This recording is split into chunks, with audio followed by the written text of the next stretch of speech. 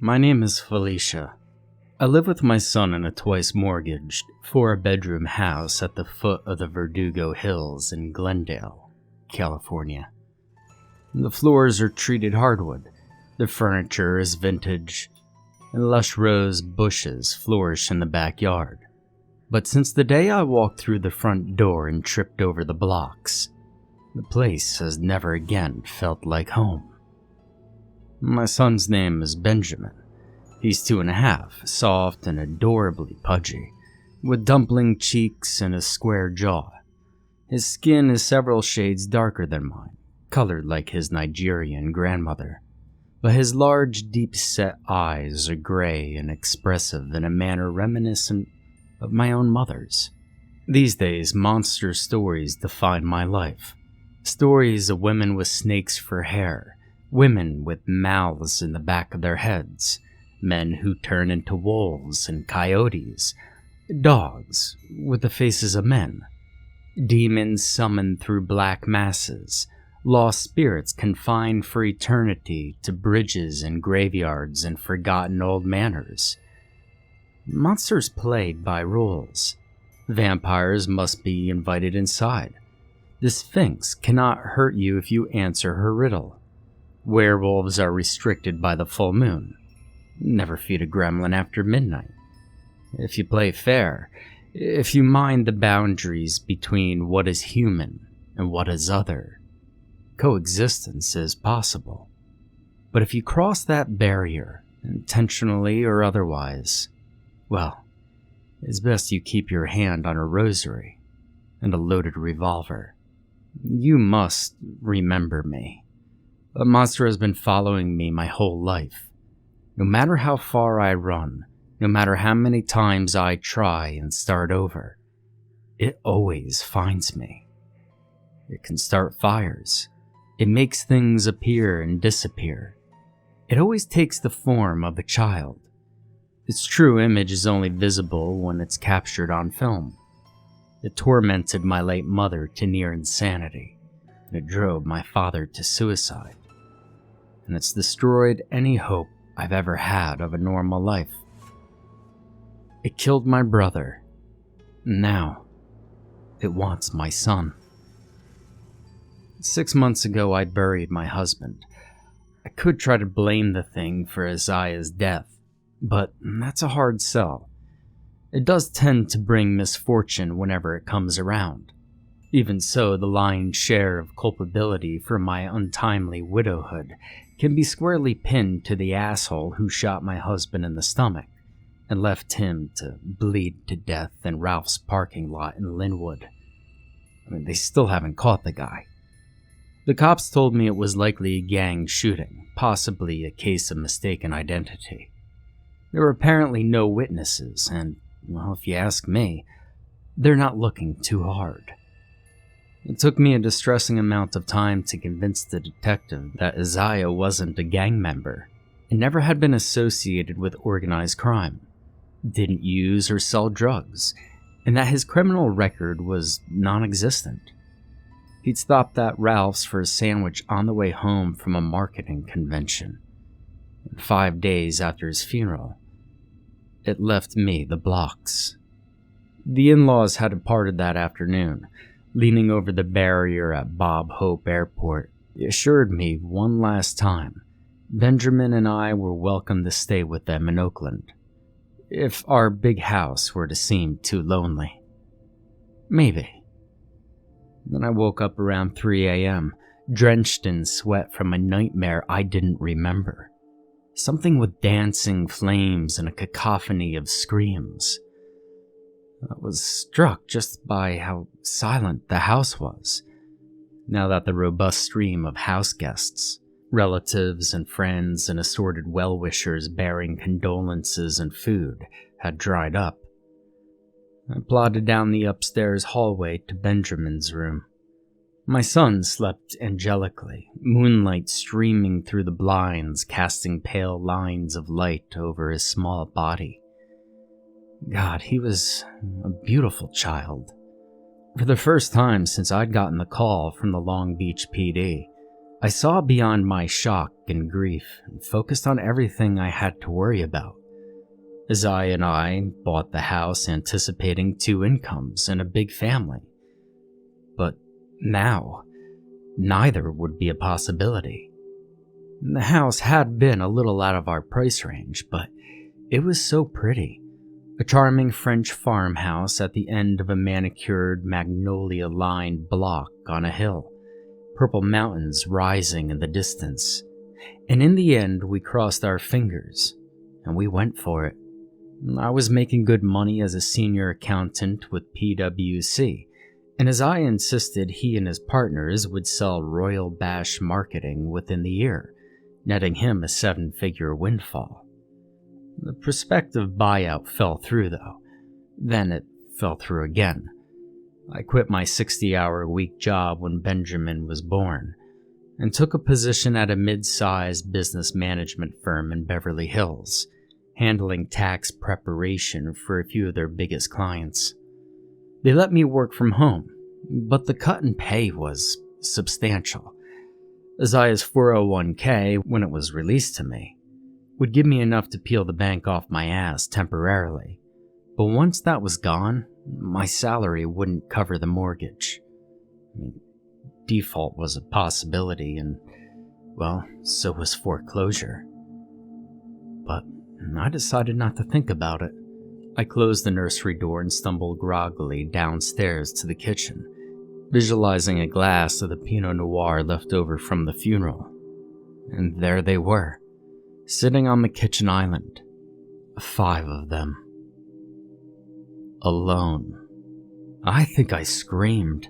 I lunged for the A block, apples, aardvark, antelope, angel, to convince myself it was there. Ran my fingers over the hand-carved surface, considered lifting the little cube to my lips to taste the wood. Convinced it was solid, I dropped the block, clattered to rest under the kitchen table.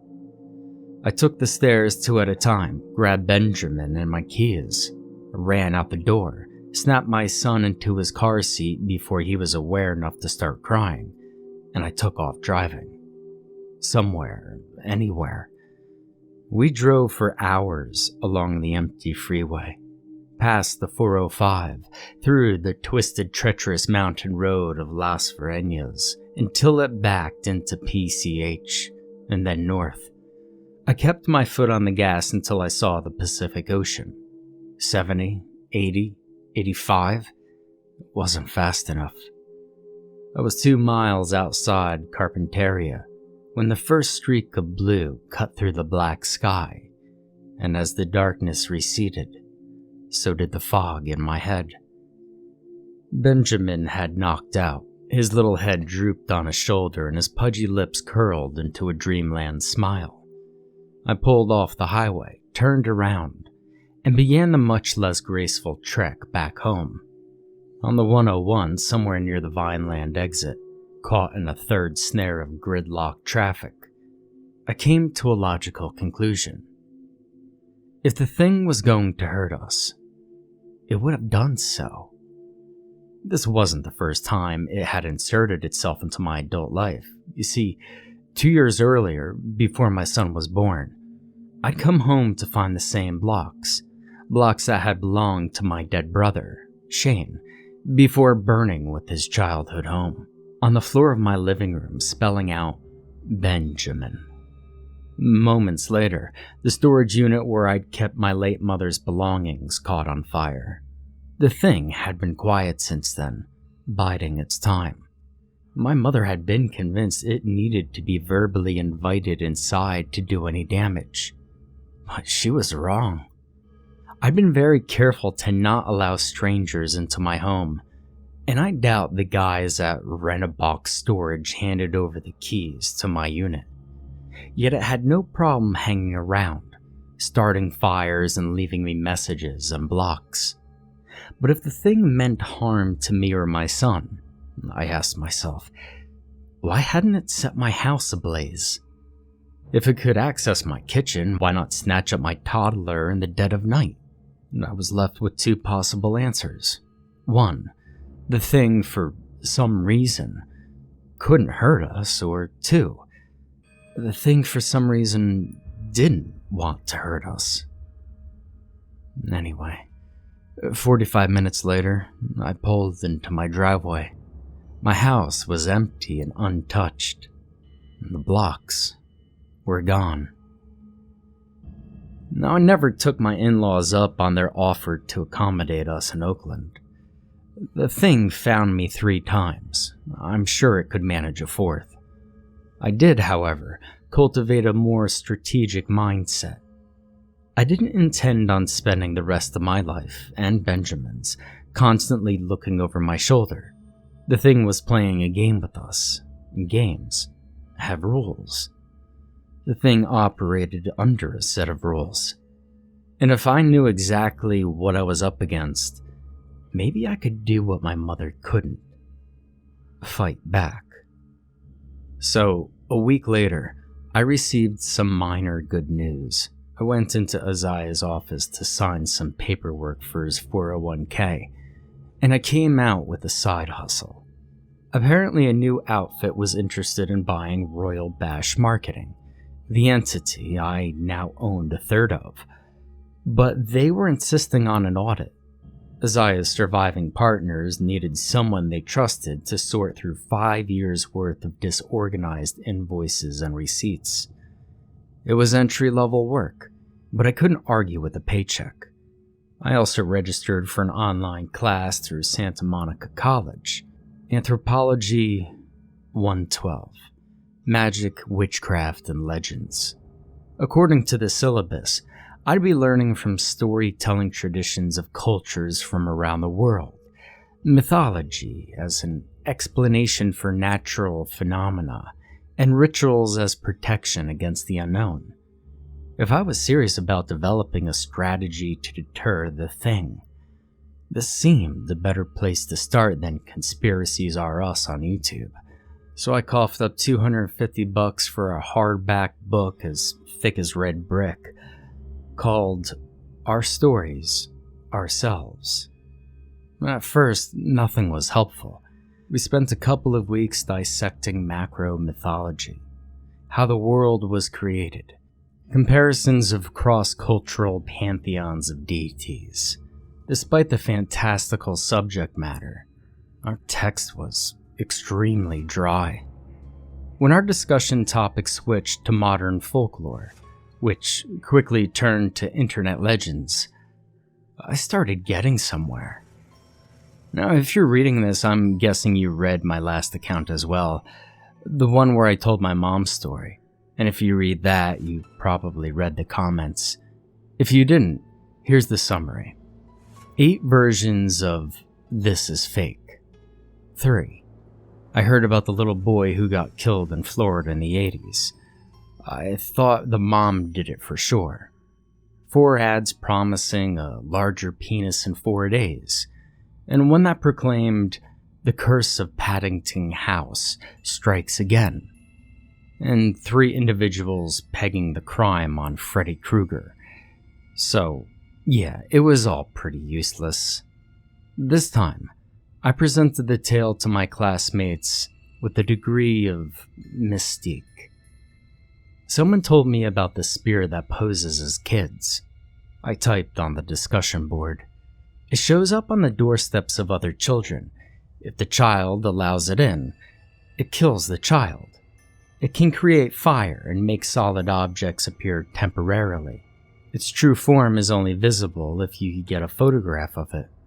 Anyone know what this legend is, or has anyone heard the same one? I got responses about an hour later. Yeah, that's the Black-Eyed Kids, or BEK, wrote Jim Yee. I googled Black-Eyed Kids. There were some similarities, the pale skin, their ability to disappear on a second glance, but that couldn't be it. Black-Eyed Kids only came out at night and operate in pairs, and I would have remembered if the thing presented itself with pitch black eyes. I opened Excel and absent-mindedly entered data from a zip file of K1s, checking the comments on my class discussion board every few minutes. I read a creepy story like that when I was a kid. Kimberly Escobedo wrote, some lady took in a homeless black cat. Like 2 weeks later, the black cat disappeared and took her pet cat with it. She developed this photograph she'd taken of the two cats, and the black cat didn't show up in the picture. Vampires don't show up in pictures either, Jesse Fuentes added, because they have no souls, so that cat just didn't have a soul. What do we call an element of culture that is passed from person to person until it becomes universally recognizable? Professor Wells asked the class. A meme, Kimberly Escobedo replied. One of the guys, Alex Fresnel, posted a link. It was to a horror movie. Disturbing. Photoshop picture of a girl with an elongated face, evil eyes, and overlarge teeth. There was a text below, in which the narrator claimed to be sharing a photo he'd taken of his neighbor's daughter. That's really creepy, Jesse commented. Also, it's weird that you can't see ghosts, but they show up in photographs. And you can see vampires, but they don't show up in photographs. Well, that's because ghosts have souls, but no body, Mike Mugan explained. Vampires have bodies, but no souls. And a thought occurred to me. So, if the soul is what the camera captured, then if something truly evil were to take over a body, it would show up twisted and ugly in a photo. I looked up from my laptop, pleased with my deductive reasoning. Then I saw them, 4 of them, lined up on the tile floor. 4 blocks. I-170. And I froze. I'd been in the same spot for several hours, and those blocks definitely hadn't been there when I sat down. So if I was here, and they were there, well, that meant I heard something over the baby monitor that was sitting on the table beside me. A crackling sound, static-like. I didn't think. I ran through the kitchen, grabbed the first knife I saw, and threw myself up the stairs. I screamed something, I couldn't tell you what, as I ran. I barged into Benjamin's room just in time to hear his first groggy wail. His bookshelf was on fire. An oversized plush Dalmatian, a gift from Messiah's sister, resting atop it burned like a red and golden torch. I grabbed Benjamin and fled. I ran with him to the neighbor's house, pounding on their door until the wife opened it. And I managed to communicate to her that my house was on fire, and I assumed she called 911, because several minutes later a brigade of red trucks converged outside. Sirens howling and lights flashing like a strobe. But there was no fire to fight. My house stood as it always had, with not so much as a hint of a smoky stench in the air. The firefighters milled in groups of 2s and 3s on my lawn. Some looked this way and that, confused and awaiting orders. One paramedic whispered something to another, and his buddy laughed. 2 men listened as I told them exactly what happened. I'd gone to my baby's room and found his bookshelf on fire, and agreed to come upstairs with me to take a look around.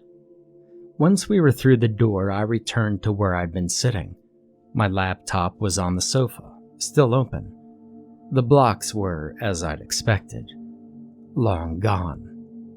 What I hadn't expected was the sight that awaited us in Benjamin's room. Benjamin's crib was untouched. His toy box and closet and chests of drawers were exactly how I'd left them. Neither his mobile nor the rocking chair stirred. But his bookcase, the one only just engulfed in flames, was gone. The wall it rested against was charred brown. The bookcase had seemingly been reduced to a small pile of ashes, from which feeble wisps of smoke were emanating. A firefighter knelt and put his hand against the wall. "It's still warm," he said. Benjamin and I slept in a hotel that night. By the next morning, both the char marks and the pile of ashes had completely disappeared. The firefighters checked the rest of the house. They found nothing else amiss, and they left. I think they thought I was looking for attention, but I don't blame them. Fire isn't controlled like that. It doesn't destroy children's books and a stuffed dog, then put itself out. And that message in the blocks? I-170? Like the freeway?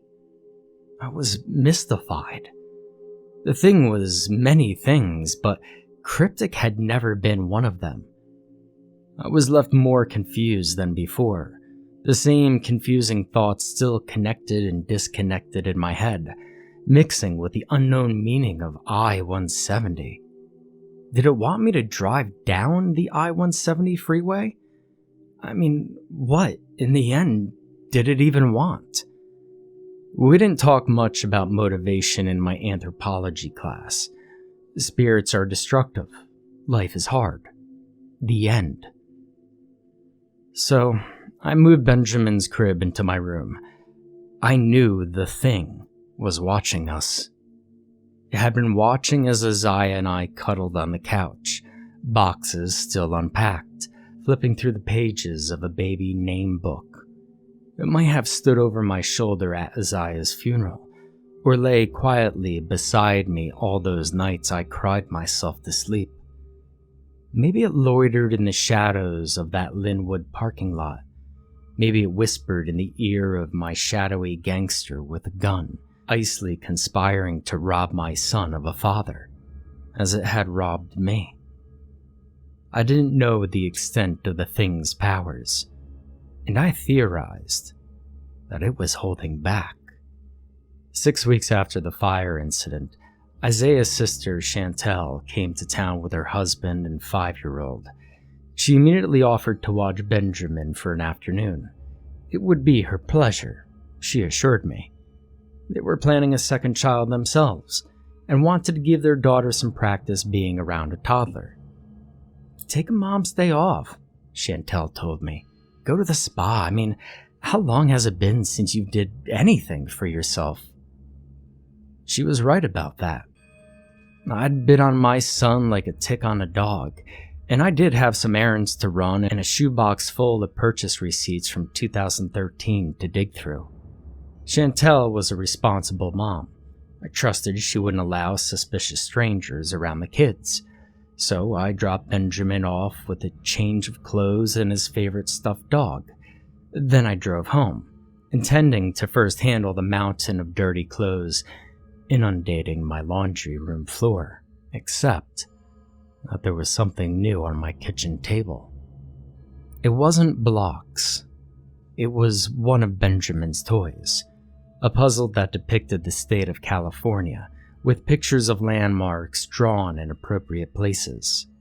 Disneyland, Hollywood, Redwood National Forest, etc. It sat there, fully assembled, though I hadn't so much as pulled off the plastic wrap. Benjamin was way too young for the toy. It had been a baby shower present from a work acquaintance. And, quite honestly, I'd forgotten where I'd put it. But just then I remembered.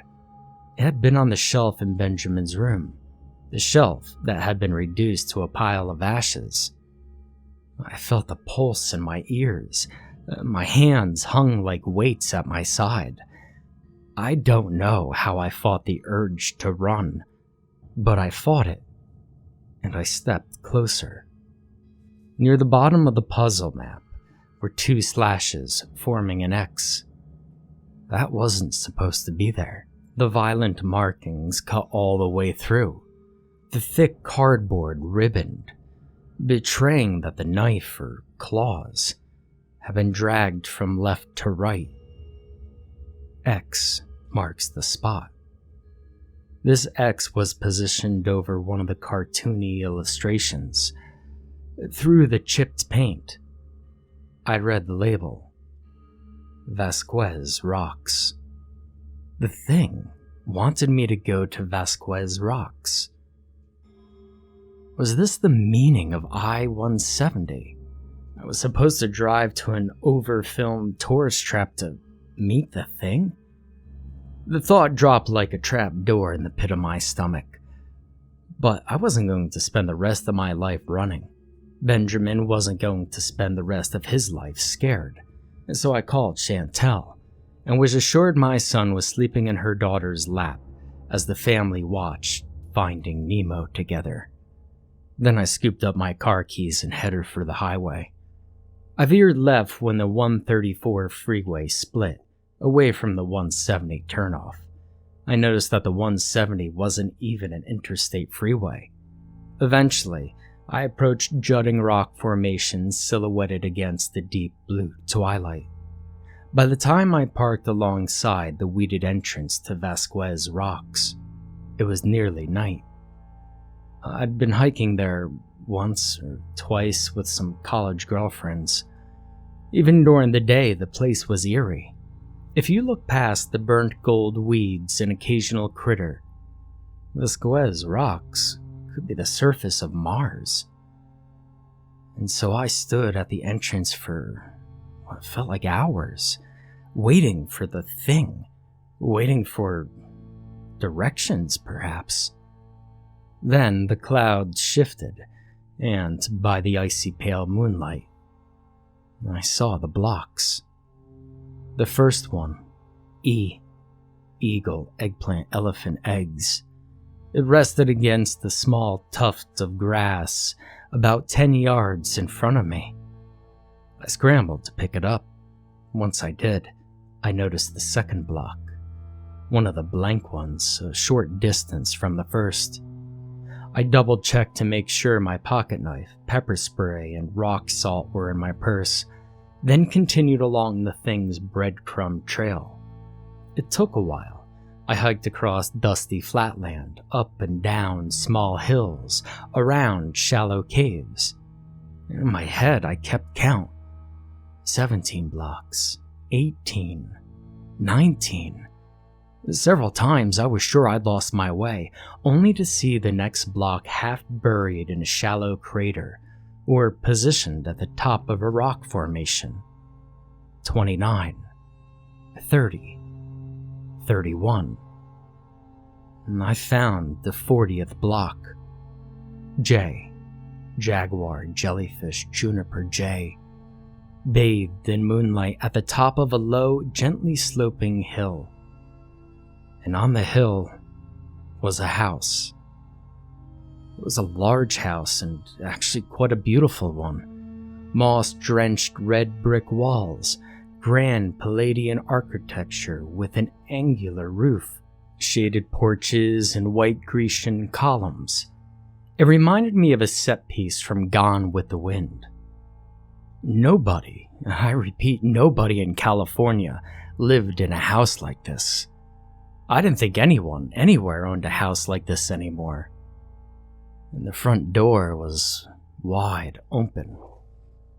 In retrospect, I ignored a whole lot of weird. I should have wondered what a house like that was doing in the middle of a national park. I should have found it strange I hadn't seen its outline as I approached, that it had appeared out of nowhere. But I didn't. By that point, I was drowning in a sea of weird and working off the logic that only works in dreams. There's a house there. The door is open, and so I must go inside. I found myself in a magnificent parlor room. The Greco-Roman theme matched that of the outside. Doorways were buttressed by wood-carved columns. Ornate flowers and swirls framed the windows and large stone fireplace, and the walls were painted a rich blue that complemented the dark-stained hardwood floors and spiral staircase. China figures were displayed in a buffet cabinet, and a large brass chandelier hung from the ceiling. Lit candles, sweating wax. I didn't know what to make of it. This house looked like an exhibit in a museum, except lived in. The velvet sofa covers were wrinkled as if recently occupied. A painted teapot sat on the coffee table, flanked by 2 teacups. I stepped closer and saw that one of the cups still had tea inside. There was a plate of half-eaten finger sandwiches. From there, I proceeded through the doorframe, which led into a curved alcove and then a palatial dining room with a long table. The scene was lit by a series of gas lanterns hanging from the walls, and I assumed there was food, though I couldn't have told you what they were all eating, because I only saw the bodies. I couldn't scream. I couldn't even move. Before that moment, I didn't truly understand what it meant to be frozen in fear. There were 30 of them at least, all dressed in period clothes. The women wearing frilly gowns with hoop skirts, the men in button-down shirts and tailored jackets, the servants with lacy caps and black frocks. They hung off the chairs, hunched over their plates, and sprawled on the floor. Maybe 3 feet away, a young girl's lily-white hand reached out for me. A small rivulet of blood pooled around the extended extremity, staining the lace cuffs of her dress and oxidizing her gold rings.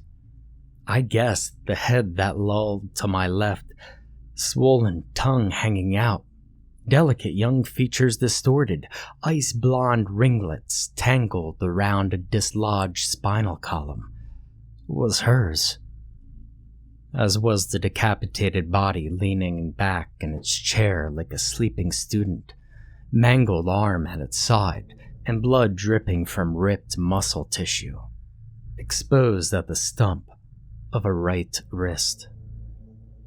There were chests torn open, exposing bowels and ribs and hearts dangling from severed vessels, heads hanging backwards off folded skin and muscles, naked vertebrae popping out of stubbed necks like grotesque puppets, arms, legs, hands, feet, and heads tossed around like broken extremities of discarded dolls.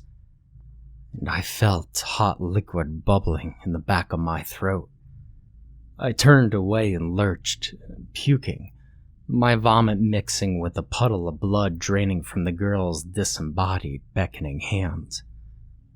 And so I turned and ran, back the way I came, back through the quaint, historic, empty parlor. Except it wasn't empty anymore. There were lifeless children, no older than 5, in a pile on the sofa. A woman lay, face down, midway up the stairs. There were several steps between her legs and her torso. I swallowed a second wave of vomit and looked only towards the open door, and a body lay in my way. It was a man, maybe in his early 40s, face up. Even in death, his wide blue eyes betrayed unimaginable horror. His nose was large and bent, and there was a pink birthmark right under his right eye, and his mouth twisted in one final scream. And if I'd had to guess, I'd say the slimy gossamer sacs on his chest were his removed lungs. He died running, I thought. He'd been attacked from behind. He was killed last. I jumped over him, clenched my eyes shut, and stumbled out the door. I opened my eyes, but I wasn't back on the plateau. My surroundings were dim and brown, lit by a single gas lamp. I stood in a small dwelling on a dirt floor. In stark contrast to the mansion I'd previously encountered, this one bore the countenance of abject poverty. The only furniture visible was a rotting wooden table and a single 4-poster bed with a leaking straw mattress. Despite their vast differences, the hovel and the mansion had one thing in common. 3 bodies were piled against the bed. 3 women, all naked. The one nearest to me, a girl no older than 12, had no breasts, just bloody circles where they had been violently severed. The second girl, maybe 15, was similarly disfigured, with the addition of deep lacerations from her ribcage to her pelvis, spilling bowels onto the bare legs of the third woman. This one was older, in her late 30s, sporting a nearly decapitating gash across her throat. I choked and stumbled backwards into a wooden cradle. No, I couldn't bear, but I looked anyways. A naked child, no more than 2, stared up into oblivion. His throat slashed. He looked so much like Benjamin, I felt my eyes water and my heart gulp. 2 more bodies lingered at the table, one folded on the ground and another lying supine on top. I couldn't see much of the body on the floor, and I had no desire to. Even at the odd angle, I saw it was a child. An arm had been violently amputated, and the ground around him was soaked. I stepped closer to view the body on the table. A little boy, naked except for a pair of dirty shorts. I could immediately see how he met his untimely end. Dark blood leaked from the gash in his neck, trailing down his chest like a necklace. But unlike the others, who died where they'd fallen, this corpse looked specifically placed. Blood had been smoothed across his closed eyelids. Lines and circles were painted on his cheeks, and his chest was covered in what I guess were words, but not words written in any language I had ever seen. And finally, my eyes rested on the 7th corpse.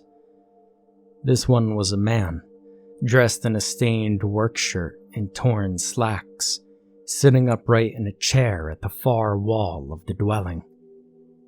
I guess he was the father of the murdered children. He was dead as well, but dead in a completely different manner.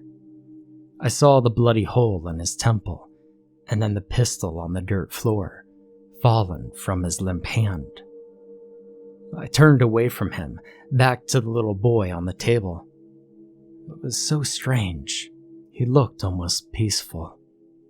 If I didn't know any better, I'd have said that he was smiling. He'd been a cute kid too, with a square jaw and a full head of dark frizz. And then his eyes snapped open. I cried out. The kid was alive. He pulled himself into a sitting position on the table, hole in his neck gaping like a screwed up cartoon. He stared at me, big eyes wide and mirthful, grinning. "Hi, Felicia," he chirped joyfully. "Do you like my work?" And with that, he hopped off the table and sauntered out the door. And then the house collapsed. The walls melted into ash like butter in a pan, and I was lost in a sea of gray, eyes burning, throat tight, air around me hot and oppressive. I couldn't breathe, and I coughed as I ran. My eyes were closed, arms flailing wildly, until I fell to my knees and curled into myself, shaking and crying and praying for help. And I stayed like that until I realized the air had cooled and I'd cried the dust out of my eyes. And I sat upright and found myself atop an empty hill, surrounded by white ash that rested on the dirt and low shrubs like melting snow. As I stared at the golden city lights in the distance, I saw the whiteness receding, dissipating into nothingness, leaving the terrain as though untouched. Now utterly confused as to what I had just experienced, I pulled myself to my feet. My toe connected with something small and hard, and I looked down. It was a human skull. A small human skull, child-sized. In any other circumstance, I would have been scared, but after what I had just experienced, this seemed par for the course. I knelt beside the bizarre object and examined it. It looked as though it had been exposed to the elements for years. I don't know how I made it back to my car that night. My trail of blocks had vanished, and I'd been led deeper into the park. But finally, thighs aching, drenched in sweat, I opened the driver's side door, unsure of what to do next. Call child services? A report of 5-year-old running around Vasquez Rocks, blood smeared across his face like war paint, and throat cut from ear to ear?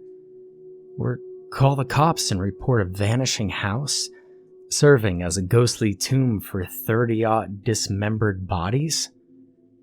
No.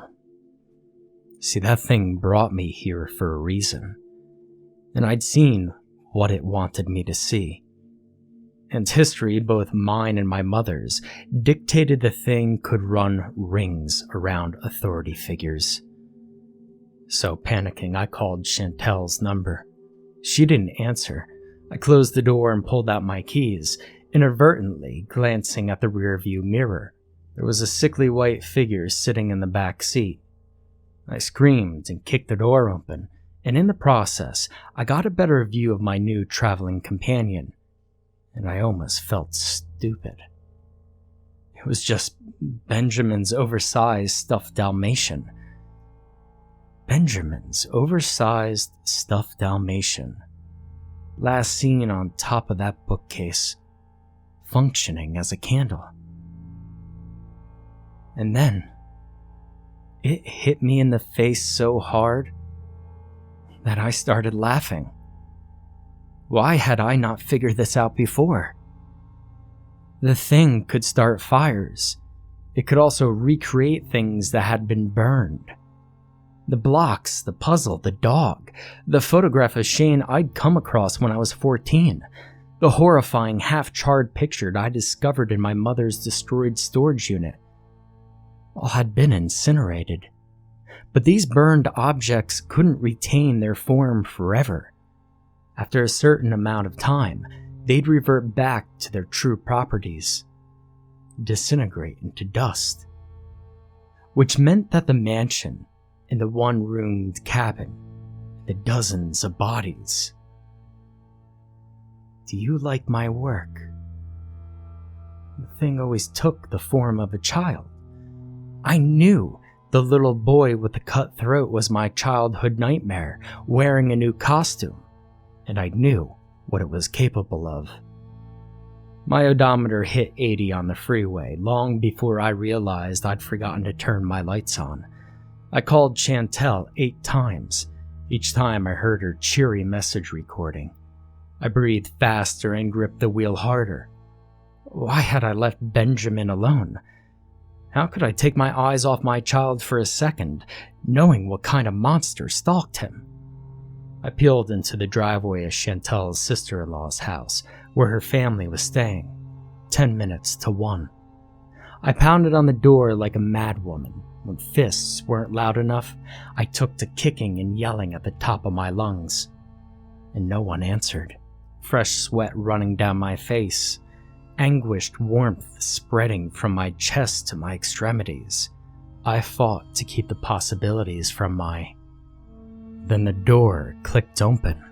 And suddenly I was face to face with Chantel's husband, Brian, bedheaded and bleary-eyed. I was immediately embarrassed, a feeling augmented when I saw he was holding a baseball bat in his right hand. "Oh, fuck, Felicia," he mumbled. "Well, you scared the shit out of Chantel." "I'm so sorry," I said meekly. Is Benjamin asleep?" He nodded and shuffled back down the hall, revealing a disconcerted-looking Chantel, her hair in rollers, a squirming Benjamin in her arms. They were surprisingly nice about being woken up in the middle of the night. Chantel's phone had been on silent, which is why she wasn't answering. I don't know why I hadn't assumed this was the case. I made up a story about falling asleep on my couch, sheepishly collecting my son, apologized once more to Chantel, and got out of there as quickly as possible. It was nearly 2 a.m. when I pulled into my driveway. My house was dark and my chest tightened at the thought of entering. This would forever be my life, I realized. I was prey. Benjamin was prey. Prey of an omnipotent creature that could transcend the boundaries of space and time, capable of violent destruction at any moment.